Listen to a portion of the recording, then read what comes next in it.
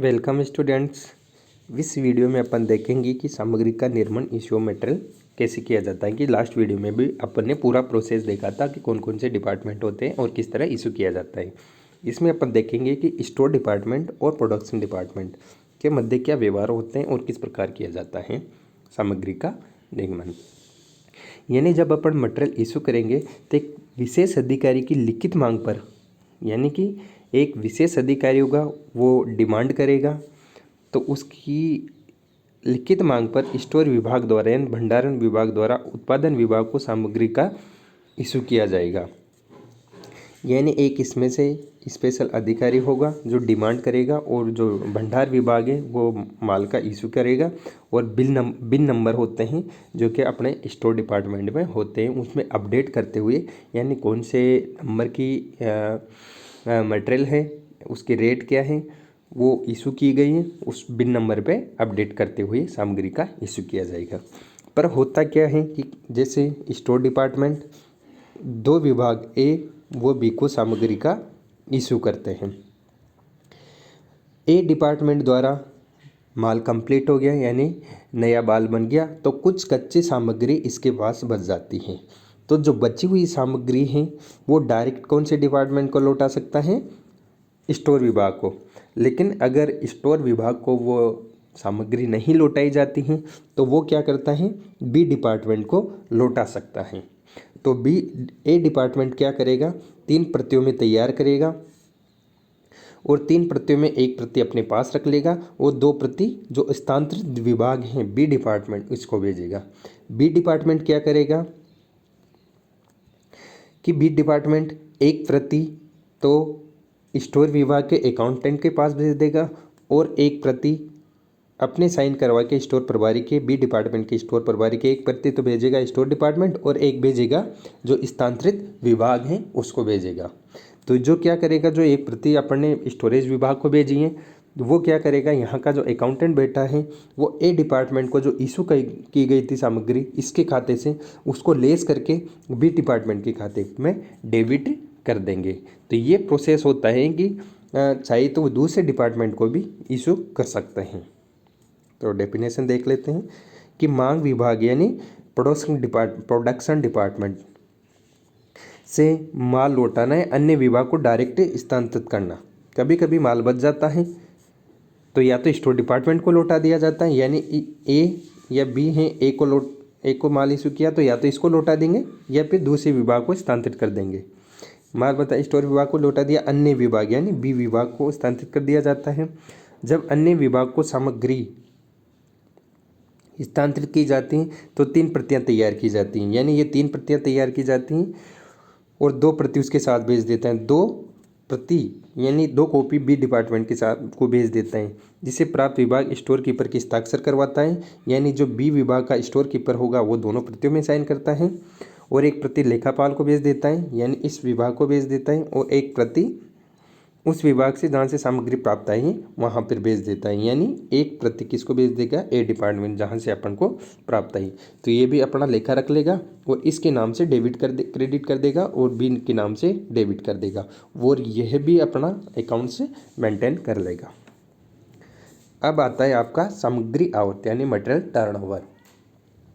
एक निश्चित अवधि में उपयोग की गई मात्रा और संग्रहालय में उपलब्ध सामग्री की औसत अनुपात से होता है, यानी एक अवधि में कितनी तो उपयोग कर ली और कितनी एवरेज के रूप में स्टोर में रखी गई है, इनका अनुपात क्या कहलाता है? मटेरियल टर्नओवर रेशो कहलाता है, जो कि मंथली हो सकता है या वीकली हो सकता है। सामग्री नियंत्रण का जो फॉर्मूला है आपका cost of material consumed during the period, यानी एक निश्चित अवधि में कितनी सामग्री यूज कर ली, और सेकंड है average stock of material held during the period, यानी कि उस अवधि में कितनी एवरेज के रूप में स्टोर डिपार्टमेंट में मटेरियल रखी गई है। जब अपन एवरेज स्टॉक निकाला जाता है तो opening stock plus closing stock upon divide 2 करेंगे, तो यानी कि अपन इसका एवरेज निकाल सकते हैं, opening stock plus closing stock divided 2। इसमें एक सामग्री सीमा का निर्धारण किया जाता है। सामग्री नीति निर्धारण करने में जो कि सहायक होती है। सामग्री के लिए कितनी पूंजी की आवश्यकता होती है और टर्नओवर अनुपात अधिक होने पर कम पूंजी की आवश्यकता होती है और कम होने पर अधिक पूंजी की आवश्यकता होती है कि ये मेटल टर्नओवर का मोटिव है। तो इसमें निम्न प्रकार का स्टॉक ज्ञात किया जाता है। एक तो धीरे चलने वाला स्टॉक यानी स्लो मूविंग स्टॉक, ये इसका टर्नओवर रेशो कम होता है और ऐसा स्टॉक कम रखना उचित होता है। दूसरा है निष्क्रिय स्टॉक यानी डोरमेंट स्टॉक, ऐसी सामग्री की कोई मांग नहीं की जाती क्योंकि ये निष्क्रिय स्टॉक कहलाता है। और अप्रचलित स्टॉक, एब्सोल्यूट स्टॉक यानी अप्रचलित, ये ऐसी सामग्री जो बंदी हो गई, अपन इसको डिमांड ही नहीं करते हैं। तो ये होता है आपका मेटेरियल टर्नओवर, यानी कि आपको 3 प्रकार की स्टॉक देखने को मिल सकता है। निष्क्रिय को तो अपन कोई डिमांड नहीं की जाती और अप्रचलित स्टॉक यानी अलग अलग भागों में डिवाइड कर दिया जाता है उस मटेरियल को। फॉर एग्जाम्पल देख लेते हैं। Suppose the value of material consumed during the year 12,000, यानी 12,000 की सामग्री आपने यूज कर ली और average stock of available 450 unit.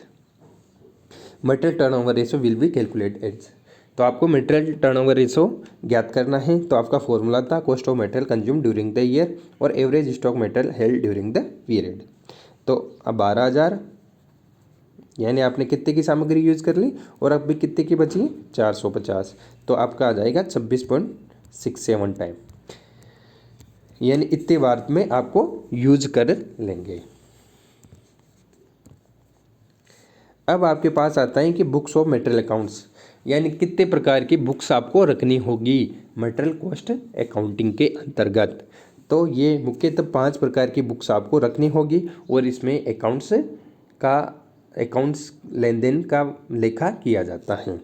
सबसे पहले अपन बात करेंगे स्टोर लेजर, उसके बाद इश्यू बुक, उसके बाद ट्रांसफ़र बुक, उसके बाद रिसिप्ट बुक और उसके बाद रिटर्न बुक, यानी इन सभी बुकों में मटेरियल कॉस्ट अकाउंटिंग का लेखा किया जाता है और ये लेखे रखने बहुत ज़रूरी होते हैं।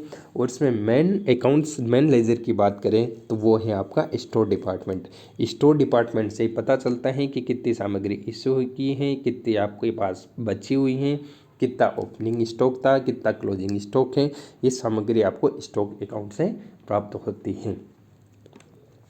और लास्ट में बात करेंगे अपन मटेरियल एब्स्ट्रैक्ट, यानी सामग्री का सार क्या है।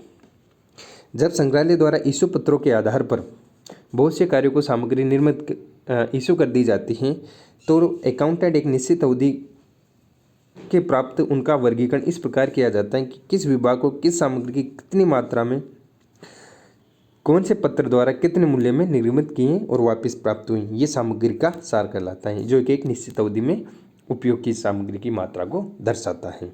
यानी कि ये सामग्री का एक सार मान लो पूरे, उसमें ये होता है कि कौन सी सामग्री कितनी तारीख को कौन से पत्र द्वारा किस विभाग को किस कार्य के लिए निर्मित की गई है, उसका लेखा किया जाता है और निश्चित अवधि का होता है। वही क्या होता है, सामग्री का सार होता है, मटेरियल एब्स्ट्रैक्ट तैयार किया जाता है।